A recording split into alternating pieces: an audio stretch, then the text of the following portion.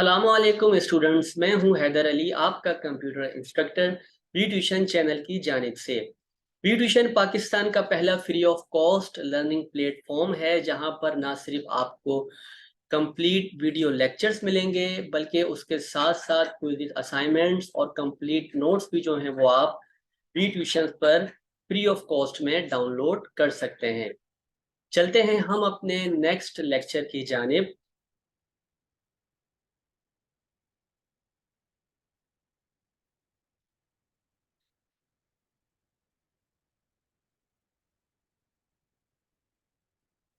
Okay, आज का हमारा टॉपिक है the system unit of a micro computer.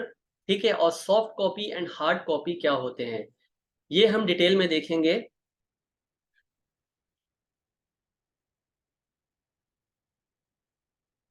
देखें, अगर हम बात करते हैं सिस्टम यूनिट की, यहाँ पे क्या कह रहे हैं, the part of micro processor that houses the CPU is called the system unit. यानी कि सिस्टम यूनिट क्या है, यानी एक ऐसा सीपीयू होता है, एक ऐसा आपका जो है वो माइक्रो प्रोसेसर का एक पार्ट होता है जो कि सीपीयू के अंदर आपका जो है वो इसको यूज किया जाता है। यानी कि आपके सिस्टम यूनिट आप कह सकते हैं कि आपके सीपीयू के अंदर अलग अलग जो पार्ट्स लगे गए होते हैं उनको एम्बेड किया जाता है, वो आपके कहलाते हैं system unit of a micro computer. अब बहुत सारे पार्ट्स आ जाते हैं इसमें।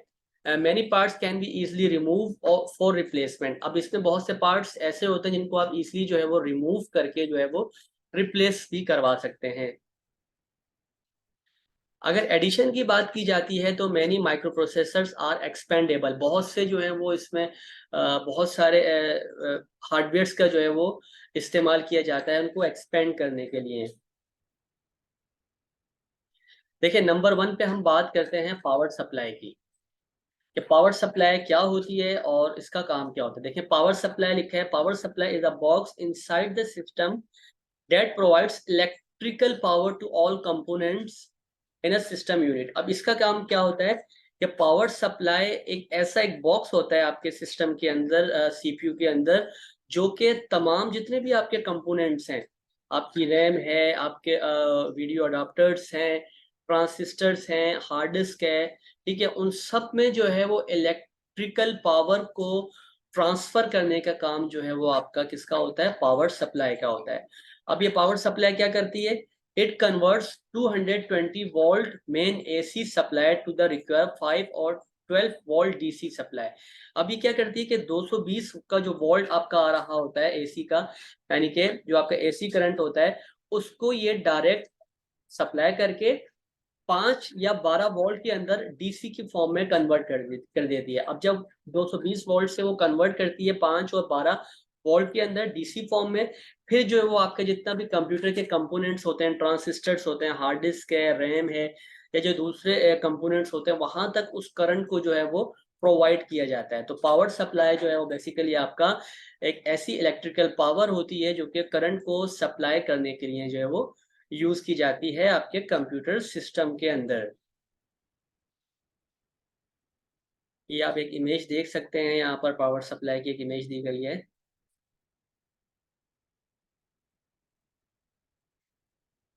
ओके, नंबर टू हमारे पास आ जाता है motherboard. What is motherboard? Motherboard is called a system board. Motherboard को हम सिस्टम बोर्ड भी कहते हैं, लॉजिक बोर्ड भी कहते हैं।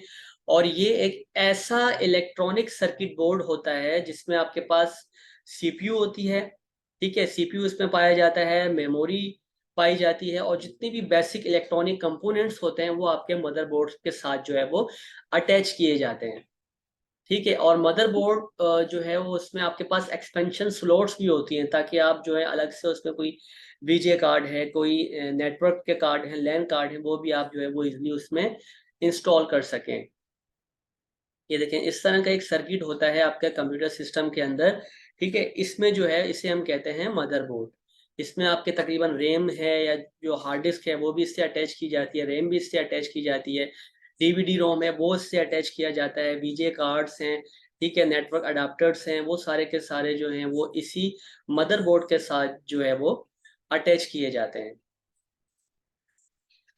अब हम बात करेंगे माइक्रो प्रोसेसर की। देखें, माइक्रो प्रोसेसर जैसे मैंने आपको बताया था कि ये साइज में बहुत ही स्मॉल होता है, और इसकी स्पीड और कैपेसिटी जो है वो बहुत ज्यादा पाई जाती है कंप्यूटर सिस्टम्स के अंदर। माइक्रो प्रोसेसर को हम सीपीयू भी कहते हैं, सेंट्रल प्रोसेसिंग यूनिट। और ये एक ऐसी टाइनी चिप होती है, यानी बहुत छोटी सी चिप होती है इलेक्ट्रॉनिक सर्किट की, जिसको जो है वो उस सिस्टम के साथ जो है वो लगाया जाता है। माइक्रो प्रोसेसर कंप्यूटर के जितने भी प्रोसेसिंग होती है, या जो आपका डेटा ट्रांसफर हो रहा होता है मेन प्राइमरी मेमोरी से, ठीक है, या जो है वो एक जगह से दूसरी जगह डेटा को ट्रांसफर कर रहे होते हैं, उन तमाम को मैनेज करने का काम जो है वो आपका माइक्रो प्रोसेसर्स का ही जो है वो होता है। एक इमेज आपको नजर आ रही होगी यहाँ पे माइक्रो प्रोसेसर की, इस तरह से जो है वो इसकी इमेज होती है।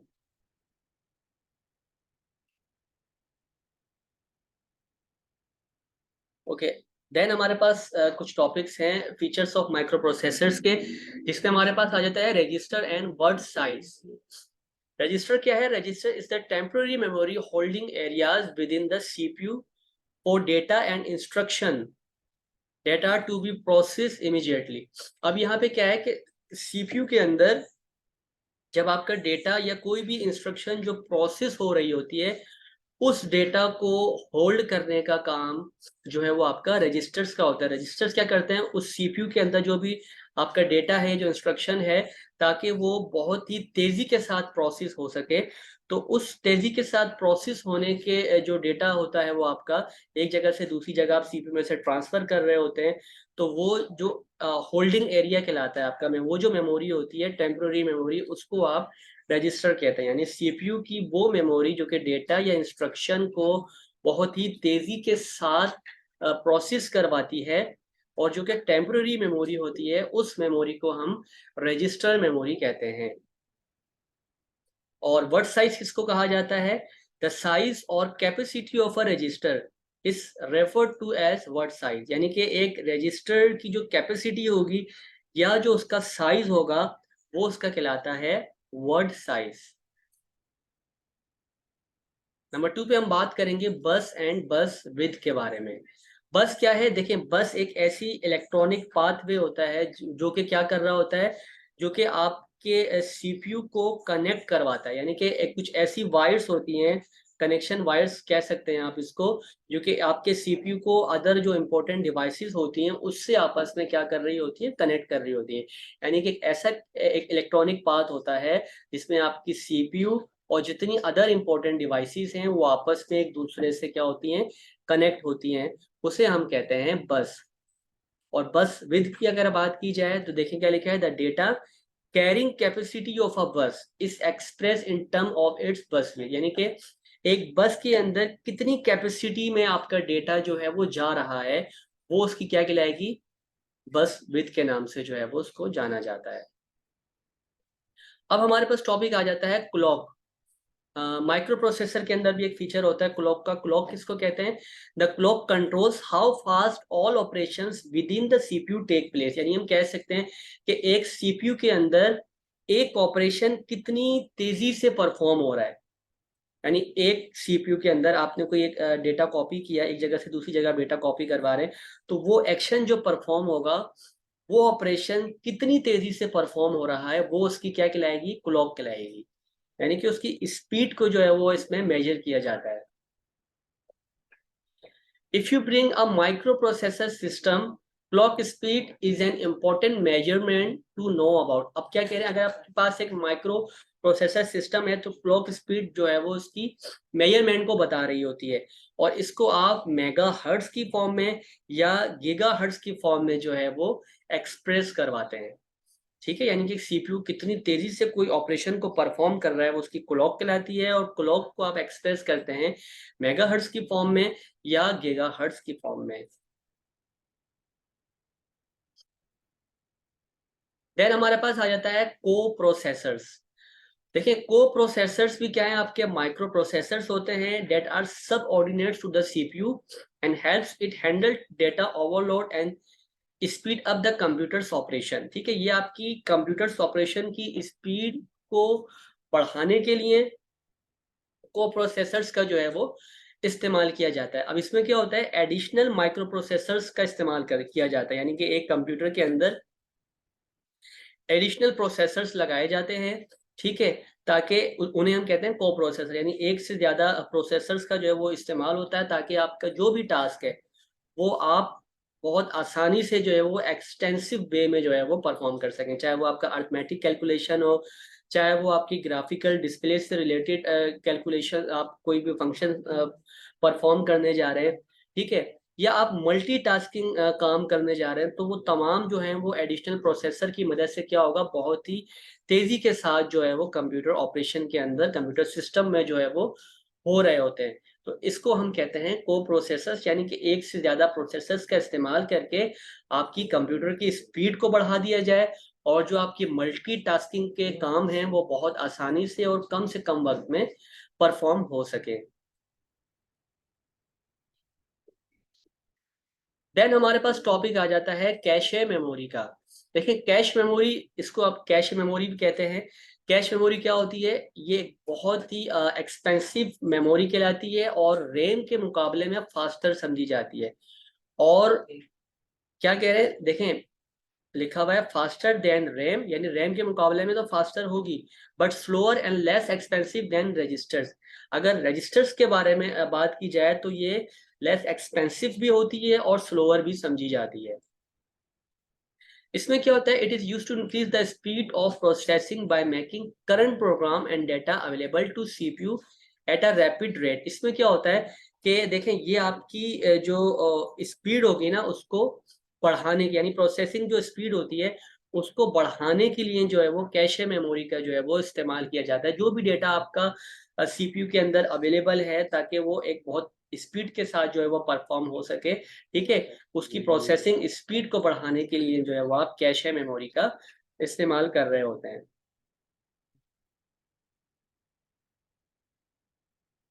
ठीक है, अब यहाँ पे क्या करें, the general principle is to keep frequency access data in the faster cache while frequently use item should be kept in RAM. देखें कुछ आइटम ऐसे होंगे जो आपके रैम में रहेंगे, लेकिन कुछ डेटा ऐसा होता है जिनको आप कैशे मेमोरी में रखते हैं, ताकि आपका जो आपकी प्रोसेसर है, माइक्रो प्रोसेसर है, उसमें स्पीड के साथ डेटा जो है वो ट्रांसफर हो सके, ठीक है, और वो डेटा जो है वो प्रोसेस हो सके बहुत ही तेजी के साथ, तब जो है हम कैशे मेमोरी का इस्तेमाल करते हैं।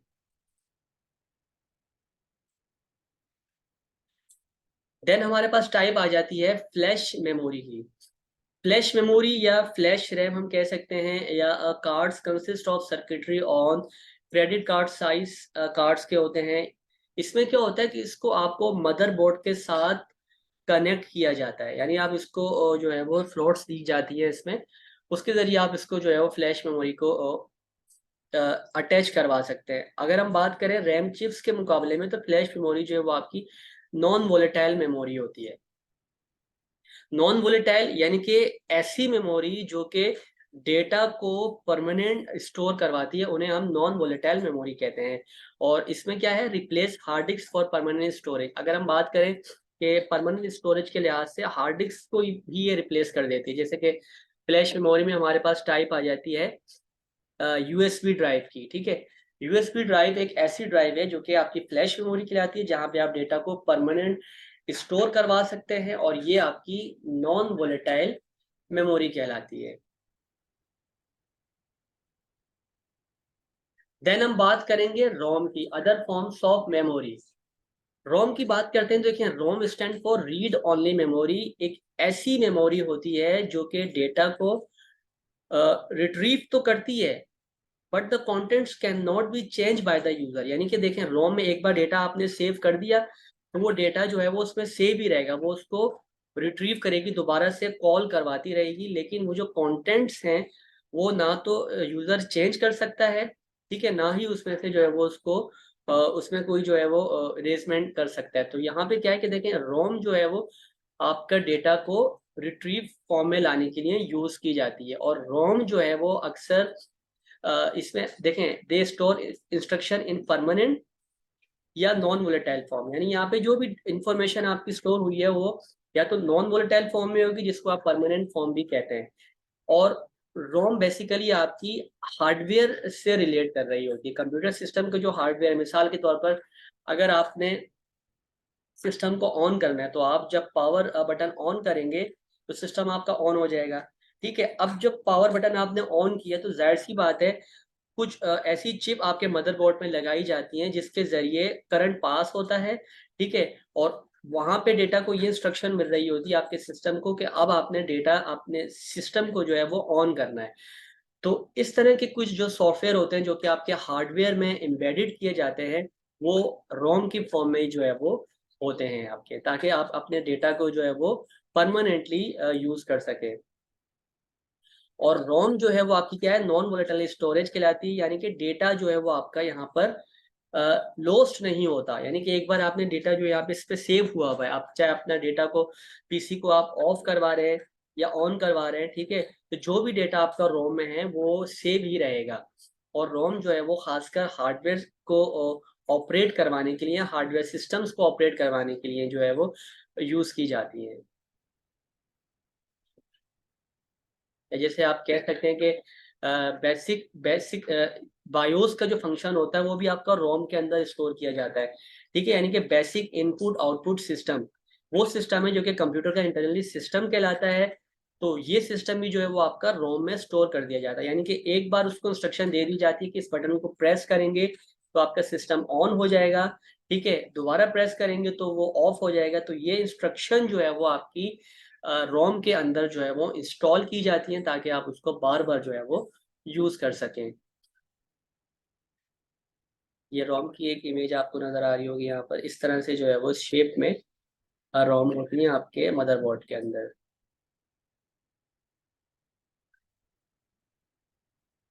टाइप्स ऑफ रोम की बात करते हैं तो पहली टाइप हमारे पास आ जाती है P ROM, programmable read only memory. इसमें क्या होता है, the data store it are permanent store and cannot be change और इरेजेबल। इसमें जो डेटा आपने एक बार स्टोर कर दिया, ना तो आप उसको चेंज करवा सकते हैं, ना आप उसको जो है वो इरेज करवा सकते हैं। तो इस तरह की फॉर्म को आप कहते हैं पी रोम। और ये अक्सर जो है वो आपके लो लेवल प्रोग्राम्स में इसका जो है वो इस्तेमाल किया जाता है। जैसे कि आपके पास फर्मवेयर सॉफ्टवेयर फर्मवेयर है या माइक्रो कोड है। फर्मवेयर यानी कि ऐसे प्रोग्राम्स होते हैं जो कि हार्डवेयर में एम्बेड किए जाते हैं ताकि उन हार्डवेयर को जो है वो ऑपरेट किया जा सके। यानी ऐसे सॉफ्टवेयर जो कि हार्डवेयर के साथ अटैच किए जाते हैं उनको आप कहते हैं फर्मवेयर सॉफ्टवेयर या माइक्रो कोड। उनमें जो है अक्सर इन पी रोम का जो है वो इस्तेमाल किया जाता है। नंबर टू हमारे पास आ जाती है type E P ROM, erasable programmable read only memory. इसमें क्या होता है कि डेटा को आप इरेज भी करवा सकते हैं, यानी कि एक बार आपने डेटा को इसमें सेव कर दिया तो उसके बाद ये इरेज भी हो जाएगा, और या आप उसको दोबारा से रीप्रोग्राम करवाना चाहें तो वो भी जो है वो हो जाता है अल्ट्रावायलेट लाइट के जरिए। यानी कुछ ऐसी लाइट्स होती हैं अल्ट्रावायलेट, उनके जरिए जो है आप डेटा को स्टोर भी करवा सकते हैं और दोबारा से आप उसको इरेज भी करवा सकते हैं, रीप्रोग्राम भी करवा सकते हैं ईपी रोम के अंदर। देन हमारे पास टाइप आ जाती है EEPROM, electrically erasable programmable read only memory. इसमें क्या होता है कि प्रोग्राम को इरेज किया जाता है इसमें, यानी कि आप प्रोग्राम भी कर सकते हैं, उसको इरेज भी करवा सकते हैं इलेक्ट्रिकली, यानी कि इलेक्ट्रिक चार्जेस के जरिए जो है इनको इरेज के करवाया जाता है इनमें से डेटा को। और इसमें जो आपका डेटा होता है तकरीबन 4 ms से लेकर 10 ms की ड्यूरेशन के अंदर जो है ये डेटा को इरेज करवाने के लिए जो है वो इस्तेमाल की जाती हैं। देन हमारे पास टॉपिक है सॉफ्ट कॉपी। देखें, सॉफ्ट कॉपी की बात करें तो एक छोटा सा टॉपिक है। सॉफ्ट कॉपी हम कह सकते हैं कि एक ऐसी फॉर्म जिसको आप टच नहीं कर सकें कंप्यूटर सिस्टम में। ऐसी फॉर्म जिसको आप फिजिकली टच नहीं कर सकें उसे आप कहते हैं, यानी ऐसा डेटा जो आपको फिजिकली जिसको आप टच नहीं कर पाए उसे आप कहते हैं सॉफ्ट कॉपी। सॉफ्ट कॉपी की अगर हम बात करते हैं तो इसमें हमारे पास मॉनिटर की डिवाइसेस आ जाती हैं, साउंड आ जाता है, वॉइस आ जाती है, सारी की सारी आपकी जो है वो सॉफ्ट कॉपी में जो है वो कंसीडर की जाती है। इसी तरह से अगर हम बात करते हैं हार्ड कॉपी की, देखें, आउटपुट टेकन ऑन पेपर और in a form that can be physically touch. यानी कोई भी ऐसा डेटा जो आपको पेपर फॉर्म पर नजर आ रहा है या जिसको आप फिजिकली टच कर सकें उस डेटा को आप कहते हैं हार्ड कॉपी डेटा या हार्ड कॉपी। और हार्ड कॉपी डिवाइसेस की अगर बात की जाए तो हमारे पास प्रिंटर की डिवाइस आ जाती है, स्कैनर की डिवाइस, प्रिंटर की डिवाइस आ जाती है, प्लॉटर की डिवाइस आ जाती है। तो ये आपकी जो है वो हार्ड कॉपी डिवाइसेस में जो है वो कंसीडर की जाती हैं। ओके, ये था हमारा आज का टॉपिक, जिसमें हमने जो है रोम की टाइप्स को पढ़ा, other forms of memory discuss किया, फीचर्स ऑफ माइक्रो प्रोसेसर्स जो हैं वो पढ़ा इनमें। मिलते हैं इंशाल्लाह नेक्स्ट वीडियो में, तब तक अपना बहुत सारा ख्याल रखिएगा। अल्लाह हाफिज़।